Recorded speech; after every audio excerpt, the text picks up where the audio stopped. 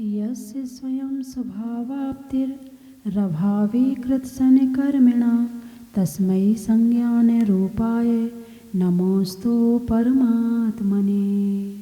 बोले खजराट श्री आदिनाथ भगवान की, बोले भूगर्भ से प्रकट श्री मुनि सुव्रतनाथ भगवान की, बोले चिंतामणि श्री पार्श्वनाथ भगवान की, बोले विश्ववंदनी श्री महावीर भगवान की, जिनवाणी माता की, परम पूजाचा गुरुदेव श्री सन्मति सागर जी महाराज की, परम पूजाचा गुरुदेव श्री ज्ञान सागर जी महाराज की। धर्म स्नेही बंधुओं, श्लोक स्वासंवेदन सुव्यक्तस्य तनुमात्रो निरतया अत्यंत सौखवानात्मा लोकालोक विलोकना। इष्टोपदेश का 21वां श्लोक। और इसमें आचार्य पूज्यपाद स्वामी आत्मा के गुणों का वर्णन कर रहे हैं कि आत्मा में क्या क्या गुण हैं। आप लोग सब आत्मा है ना? अरे बोलिए ना, आत्मा है? अच्छा, बहुत बढ़िया। चलो, मुझे पता चल गया आप आत्मा हैं।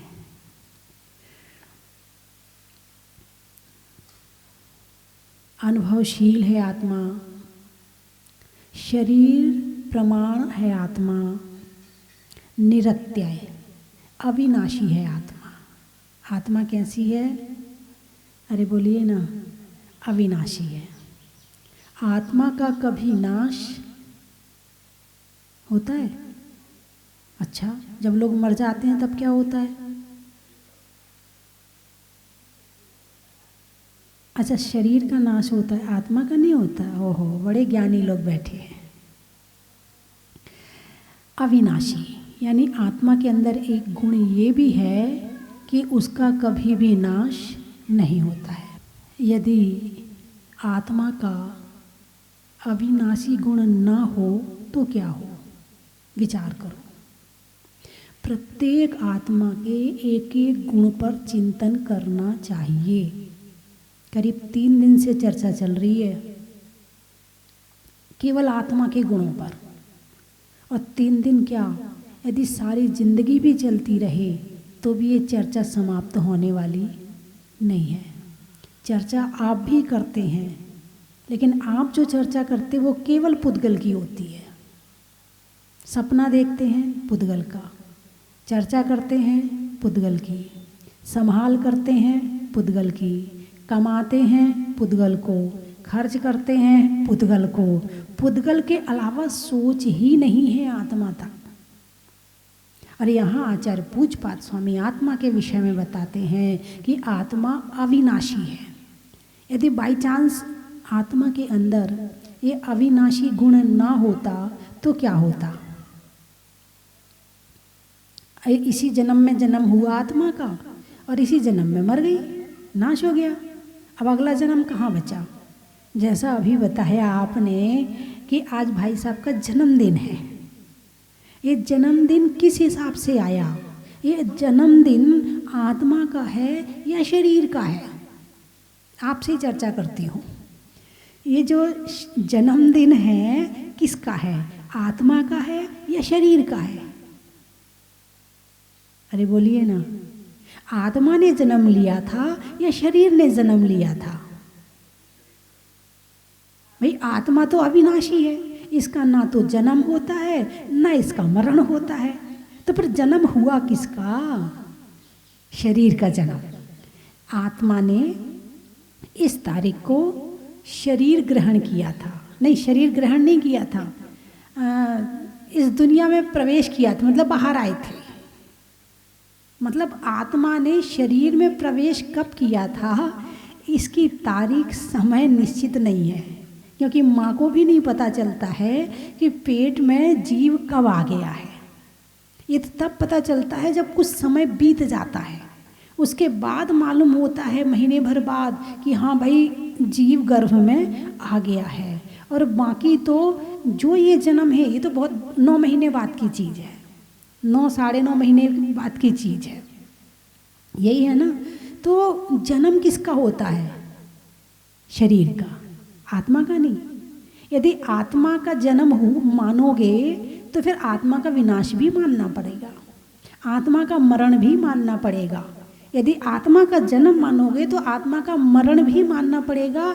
और जहाँ आत्मा का जन्म और मरण मान लिया वहाँ पर आत्मा विनाशी हो जाएगी, वहाँ अविनाशी गुण खत्म हो जाएगा। तो आज क्या कहोगे, आज किसका जन्मदिन है? अच्छा, आपने कहा मेरा जन्मदिन है। क्या कहा आपने? मेरा जन्मदिन। अब मैं कौन हूँ? चलो ये बताओ, मैं शरीर हूँ कि मैं आत्मा हूँ? मैं आत्मा हूँ कि मैं शरीर हूँ? यही तो कारण है संसार भ्रमण का, यही तो कारण है कि मैं को नहीं पहचान पाई। प्रतिदिन कम से कम 5 मिनट रोज आंख बंद करके बैठना चाहिए और ये खुद से पूछना चाहिए मैं कौन हूँ। इस प्रश्न का उत्तर खुद से मांगना चाहिए और ना मिले तो शास्त्रों से लेना चाहिए। शास्त्र पढ़ने का टाइम नहीं है तो मेरे प्रवचन सुन लिया करो, शाम को पता चल जाएगा तुम कौन हो। तुम्हारी पहचान बताने के लिए मैं बताती हूँ कि तुम कौन हो। मैं कौन हूँ? मैं आत्मा हूँ, मैं शरीर नहीं हूँ। मैं कौन हूँ? आत्मा हूँ, मैं शरीर नहीं हूँ। जन्म किसका हुआ है? शरीर का हुआ है। शरीर अलग है और मैं अलग हूँ, लेकिन मोह के कारण इस शरीर को मैंने इतना अपना मान लिया है कि मैं ये समझता हूँ कि मैं शरीर ही मैं हूँ। आत्मा को भूल गया है और शरीर को ही मैं मान लिया है। इसी कारण से संसार भ्रमण, इसी मोह के कारण से संसार के दुख अनंत काल से उठा रहे हैं और उठाते रहेंगे। आत्मा अविनाशी है। इसका हम पुनर्जन्म कह देते हैं, भाई चलो ठीक है, एक शरीर को छोड़कर दूसरे शरीर में आ गई, दूसरे शरीर को छोड़कर तीसरे शरीर में आ गई। ऐसे करते करते हम अनंत काल से हमने अनंत शरीर धारण किए हैं। कितने? अनंत। अनंत की क्या गिनती है, क्या गणना है अनंत की? काउंटिंग क्या है अनंत की? संख्यात, जिसे गिन सकें, संख्या है। असंख्यात, संख्या में नहीं गिन सकते लेकिन है। अनंत, जिसका कोई अंत नहीं है। ऐसे अनंत शरीर हमने धारण कर लिए, ऐसे अनंत बार हमारा जन्मदिन हो गया, लेकिन मोह के कारण ऐसा लगता नहीं मेरा तो यही शरीर है। जब अगले जन्म में जाते हैं तो लगता मेरा यही शरीर है, फिर उसके अगले जन्म में जाते हैं लगता नहीं मेरा यही शरीर है। और ये मोह भ्रमित करता रहता है। तुम्हारी गलती नहीं है, ये मोह की गलती है। किसकी गलती है? मोह की गलती है। और मोह करने वाला कौन है? आत्मा है या कोई दूसरा है? मोह करने वाला कौन है? शरीर मोह कर सकता है? बोलिए, आप शरीर से मोह करते हैं कि शरीर आपसे मोह करता है? हम शरीर से मोह। बहुत सुंदर, बहुत अच्छा उत्तर आया, थोड़ा सा ज्ञान हो गया आपको। हम शरीर से मोह करते हैं, शरीर हमसे मोह करता है क्या? यदि शरीर हमसे मोह करने लगे तो शरीर में बीमारियां आएंगी क्या?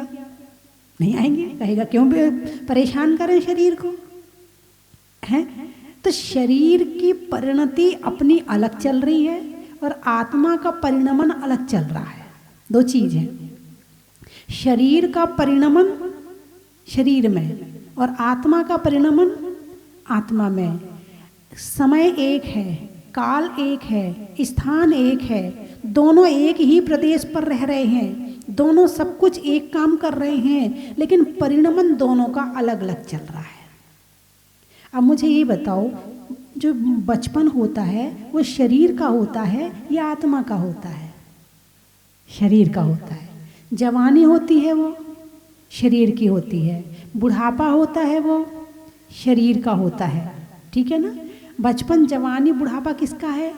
शरीर का है, आत्मा का नहीं है। तो इस शरीर में बचपन, जवानी, बुढ़ापा लाने में आत्मा ने क्या काम किया? कोई काम नहीं किया, बस खाया पिया, अपने आप बचपन आ गया, अपने आप जवानी आ गई और अपने आप बुढ़ापा आया। कोई मशीन तो है नहीं कि हमने बटन दबाई तो बचपन आ गया, बटन दबाई तो जवानी आ गई और बटन दबाई तो बुढ़ापा आ गया। ऐसा कुछ किया क्या आपने शरीर के लिए? आप जैसा भोजन बचपन में कर रहे थे वैसे ही जवानी में कर रहे थे, जैसा जवानी में किया था वैसे ही आप बुढ़ापे में वही रोटियां खा रहे थे। वही रोटियां खाते खाते बुढ़ापा आ गया। आपने तो बड़ा प्रयास किया कि बुढ़ापा ना आए, लेकिन आपके प्रयास से रुका क्या बुढ़ापा? यानी कि शरीर हमारे हाथ में नहीं है। क्यों? क्योंकि शरीर मैं नहीं हूं, मैं आत्मा हूं। मैं कौन हूं? मैं आत्मा हूं। तो मैं आत्मा हूं और शरीर की क्रिया शरीर में चल रही। अब बीमारी कहाँ आती है? आत्मा में आती है या शरीर में आती है? शरीर में आती है, ठीक है ना। महसूस आत्मा करती है। दर्द का जो महसूस होना है, जो संवेदन नामक गुण है, वो आत्मा में है। तो बीमारी शरीर में आई, चोट शरीर को लगी और महसूस आत्मा ने किया। अब बीमारी में कई बार किसी को कैंसर की बीमारी हो जाती है, बहुत दर्द होता है, बहुत दर्द होता है, और दर्द होने के बाद यहाँ तक स्थिति बन जाती है कि वो कैंसर शरीर की मशीनों को खराब कर देता है। शरीर में मशीन ही तो लगी हैं देखने की, जैसे कैमरा है, कैमरा में मशीन चालू करो तो सामने की चीज़ को देख रहा है, उसकी फ़ोटो खींच लेता है। आँख क्या काम करती है? सामने देखती है, उसकी फ़ोटो खींचती है और तुम्हारे अंदर भेज देती है।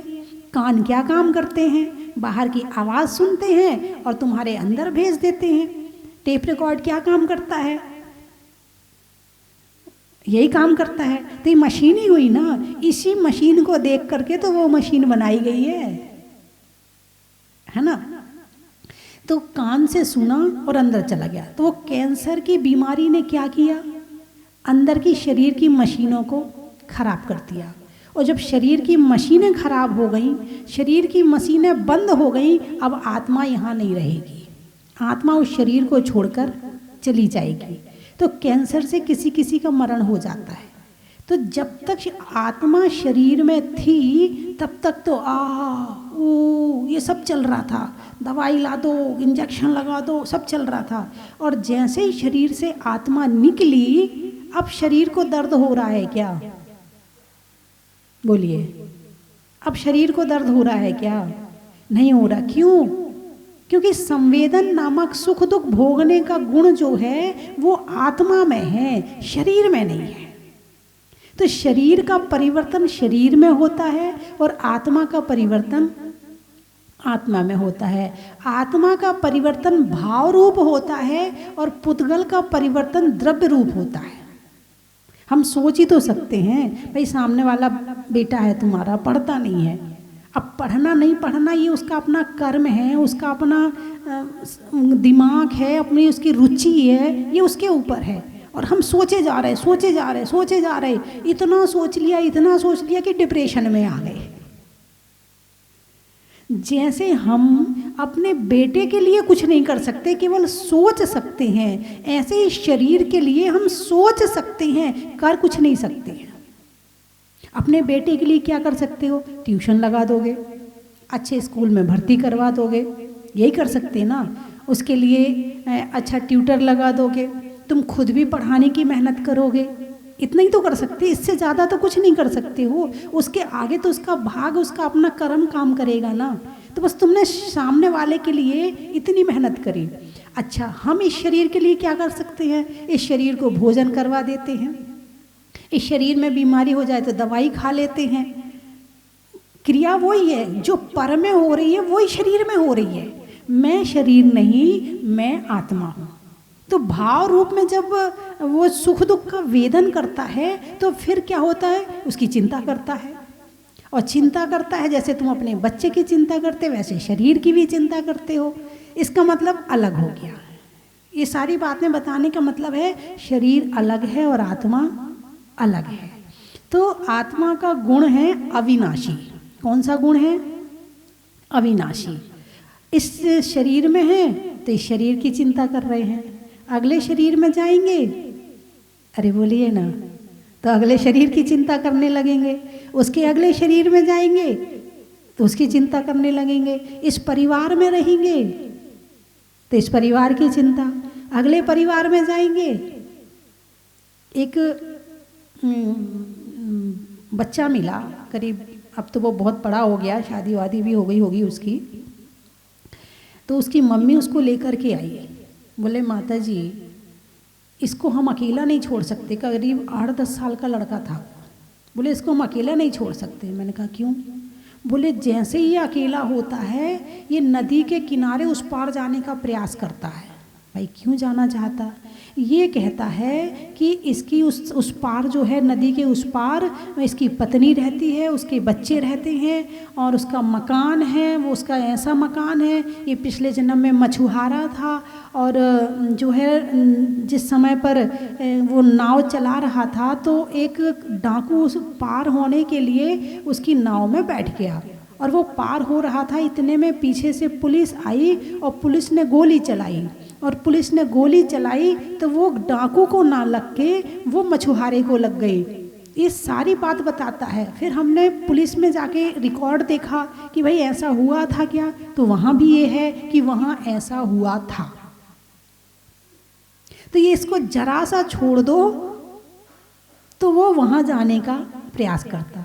यदि पिछले जन्म की याद आ गई तो पिछले परिवार की चिंता शुरू, मेरा बेटा है, मेरी पत्नी है, मोह है। कौन करवा रहा है?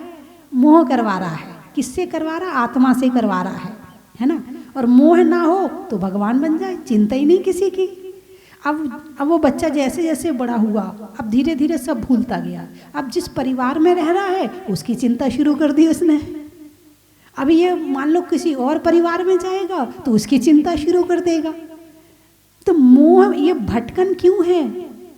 मोह के कारण से है। इस शरीर में रह रहे हैं तो इसको बचाने का प्रयास करते हैं, करते नहीं करते हैं। जरा सा यहाँ अभी सांप बिच्छू आ जाए, कहाँ के प्रवचन, कहाँ का क्या, भागो उठो, सांप है यहाँ, तो शरीर को बचाने का है।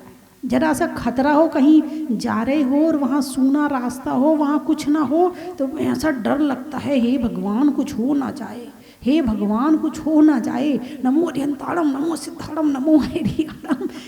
किसको बचाना चाहते हो? शरीर को। क्यों बचाना चाहते हो? ये तो बचने वाला है नहीं, आज नहीं तो कल, कल नहीं तो परसों, एक न एक दिन तो ये छूट ही जाएगा। ठीक है, बचाना क्यों चाहते हैं? मोह के कारण से। हम मनुष्य की पर्याय में आए तो हम बचाना चाहते हैं। स्वर्ग में जो मिथ्या दृष्टि देव होते हैं और जब उनका मरण होता है तो वो भी रोते हैं, बिलखते हैं, विलाप करते हैं कि हे इंद्र, हे देवेंद्र, हमें बचा लो, हम स्वर्ग छोड़कर जाना नहीं चाहते हैं। अभी किसी गाय को डंडा मारो तो वो भागती है, वो भी अपने शरीर को बचाना चाहती है। एक नारियों के अलावा सब अपने शरीर को बचाने में लगे पड़े हैं, और जबकि शरीर बचने वाला है ही नहीं है। अविनाशी तो क्या है? अजर अमर आत्मा है जिसका कभी नाश नहीं होता है। शरीर तो आज है और कल नहीं है, इसका कोई भरोसा। कांच के गिलास है, कांच के बर्तन हैं, महिलाएं दिन भर काम करती हैं, दिन भर काम करती, उठाती हैं, रखती हैं, और कभी कभी ऐसा होता है हाथ चिकने होते हैं, गिलास छूट जाती है और टूट जाती है। जैसे वो ग्लास का नहीं पता है कि कब गिरेगी और कब टूट जाएगी, ऐसे शरीर का पता नहीं है कि कब कहाँ कौन सी ठोकर लगेगी और ये शरीर छूट जाएगा। मृत्यु कब आ जाएगी पता नहीं चलेगा। तो शरीर को दिमाग में ये सोच के बैठो कि ये छूटने वाला है, ये सोच के बैठो कि आत्मा अजर अमर अविनाशी है। ये सोच के रखो कि जो कुछ करना है वो मुझे आत्मा के लिए करना है, शरीर माध्यम है इस काम के करने के लिए। ऐसा विचार करके रखो तो धर्म अंदर की गहराई से होगा।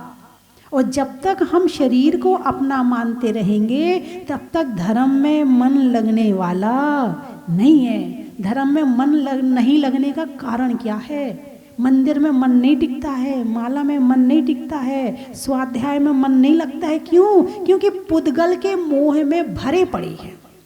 मन खिंचता है, चलो दुकान खोलना है, चलो घर जाके रोटी बनानी है, चलो देर हो रही है दुकान खोलने में, ग्राहक लौट गया तो।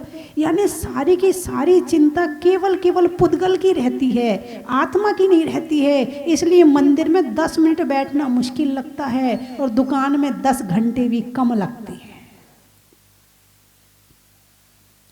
और जिस दिन आत्मा की जानकारी हो जाएगी, जिस दिन अपनी आत्मा को पहचान लोगे, जिस दिन तुम खुद को पहचान लोगे, जिस दिन अपने मैं को पहचान लोगे, उस दिन मैं की चिंता करने लगोगे। अरे क्या है, संसार है, ये तो चलता रहेगा, पहले तो अपने ध्यान कर लो, पहले तो अपना धर्म कर लो, स्वाध्याय कर लो, ये तो अनंत काल से किया है, शरीर का धर्म तो अनंत काल से निभाया है, शरीर के कर्म तो अनंत काल से किए हैं, नहीं किया है आज तक तो केवल अविनाशी आत्मा के लिए उसका गुण प्राप्त नहीं किया है, उसको जाना नहीं, उसको माना नहीं, वहाँ तक पहुँचे नहीं है। इसीलिए सारी जिंदगी चिंता में लगे रहते हैं और एक दिन जिंदगी खत्म।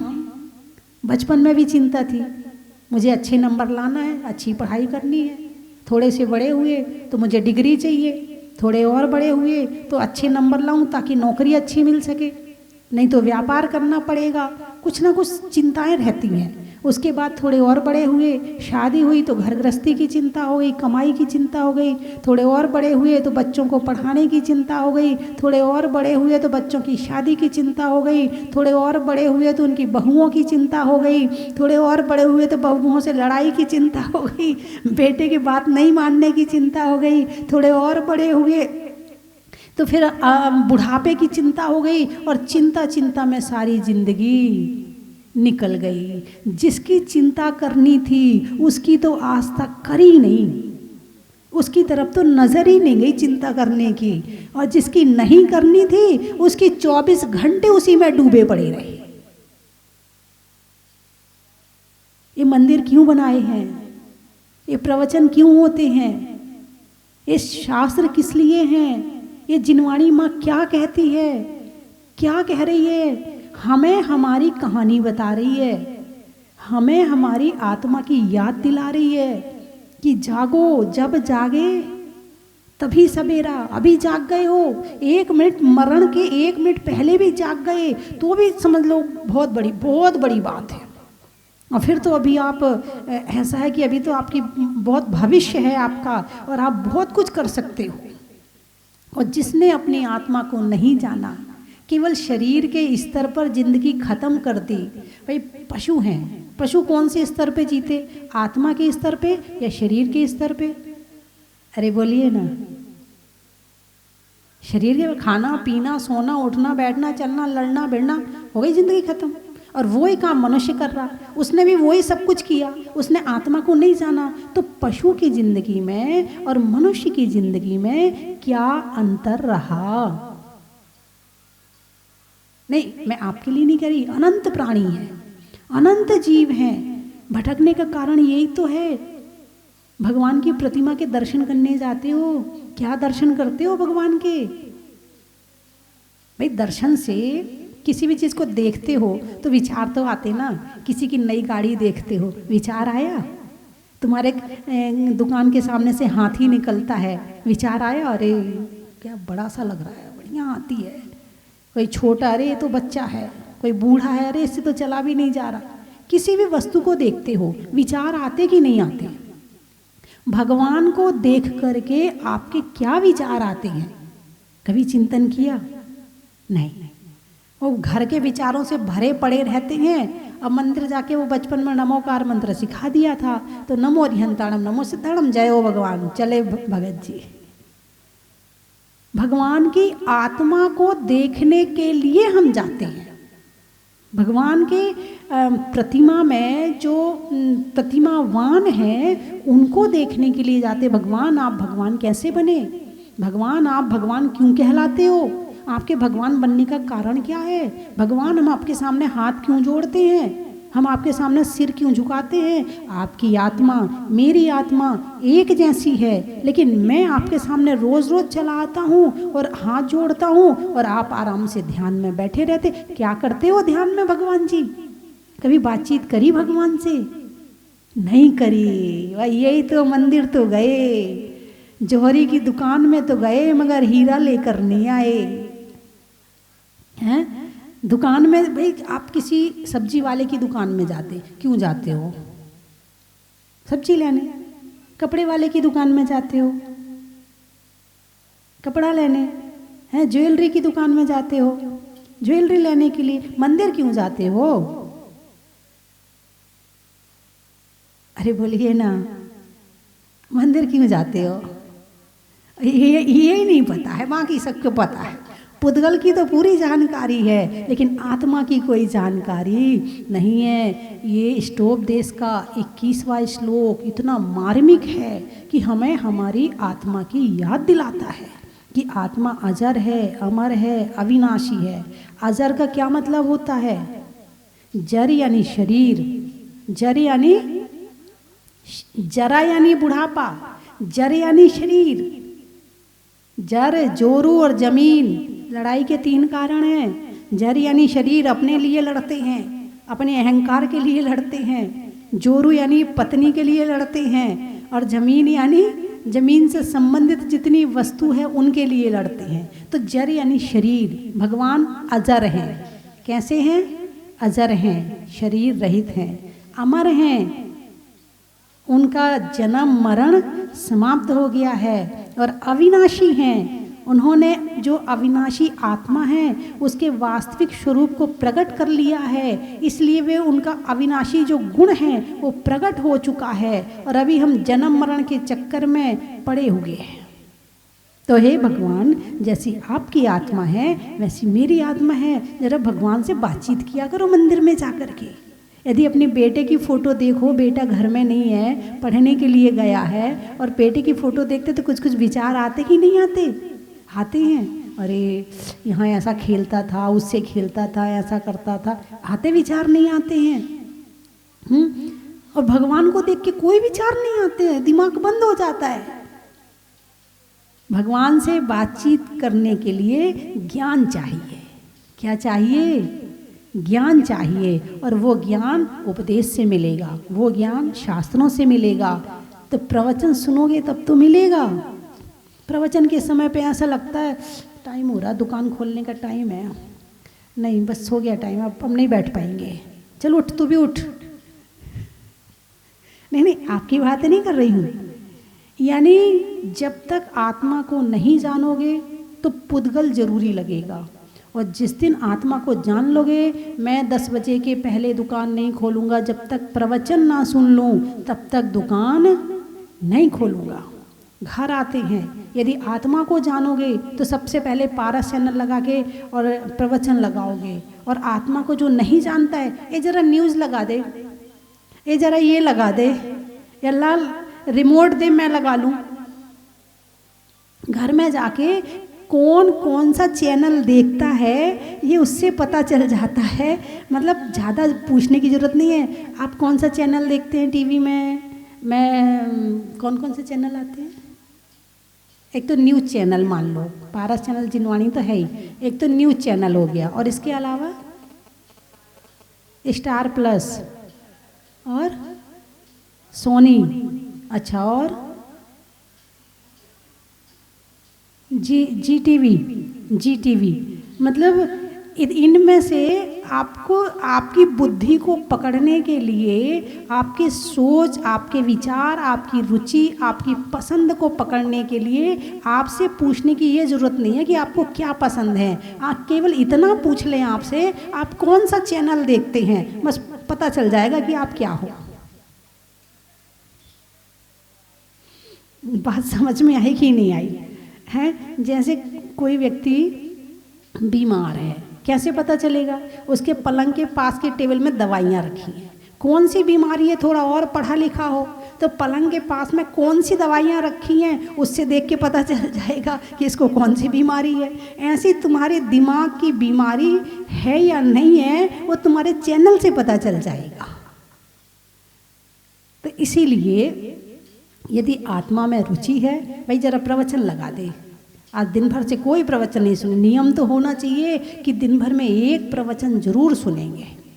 ये तो कम से कम इतना नियम तो स्वाध्याय नहीं कर पाते हैं, शास्त्र नहीं पढ़ पाते हैं, हैं, धर्म चर्चा नहीं कर पाते हैं, तो कम से कम इतना तो कर सकते हो कि एक दिन में एक प्रवचन टीवी में जरूर सुनेंगे, इतना तो कर ही सकते हो।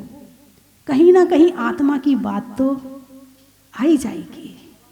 तो बंधुओं, ये जो अविनाशी आत्मा है, जिसका कभी मरण नहीं होता, जिसका कभी जन्म नहीं होता है, लेकिन मोह के कारण से जन्म मरण के दुखों को उठा रहे हैं। जन्म के समय दुख होता कि नहीं होता, कष्ट होता कि नहीं होता? होता, बहुत पीड़ा होती है। ये बताया है कि करोड़ जिह्वा भी जन्म के समय होने वाले कष्ट को कह नहीं सकती। ये तो उस समय हमें याद नहीं रहता है, लेकिन बहुत कष्ट होता है। मरण के समय कष्ट होता कि नहीं होता है? होता है। हम अनंत बार मर चुके हैं, कितनी बार। बस ये है कि याद नहीं रहता है, वो फाइल डिलीट हो जाती है। सॉफ्ट रूप में तो पड़ी रहती है और हार्ड रूप में डिलीट हो जाती है। सॉफ्टवेयर यानी कर्म के रूप में पड़ी रहती है। तो इस आत्मा को जानना पहचानना बहुत ज़रूरी है। यदि आत्मा को नहीं जाना, नहीं पहचाना, तो समझना हमने ये जीवन पाना और नहीं पाना बराबर कर दिया। मिलना और नहीं मिलना बराबर हो गया, क्योंकि अनंत जन्म धारण किए, उसमें आत्मा का ज्ञान नहीं किया और इस जन्म में भी नहीं किया, तो फिर हमने क्या किया? जो अनंत जन्मों में किया था वो यह भी कर लिया। कल बताऊंगी आपको लोकालोक विलोकना। आज समय हो गया है, तो लोकालोक विलोकना यानी आत्मा में इतनी शक्ति है कि वो सारे लोक का अवलोकन कर सकती है। अभी तो हम कितना देख पा रहे हैं, बस जितना सामने दिख रहा है, लेकिन एक आत्मा सारे लोक को, तीनों लोकों को एक साथ देख सकती है। तो उसकी चर्चा कल करूंगी। चलने में पात का, मित्रों में साथ का, तीर्थंकरों में मुनि सुब्रत नाथ का, रात्रि में क्षमा का, पैसों में जमा का, और जानने के लिए आत्मा का, राजा में दासी का, रात्रि में शशि का, और आत्मा के अविनाशी का, गर्मी में पने का, अनाज में चने का, और आत्मा को अच्छे से जानने का, साड़ी में पिन का, रात के बाद दिन का, और भाई साहब के जन्मदिन का। बोलिए 24 भगवान की।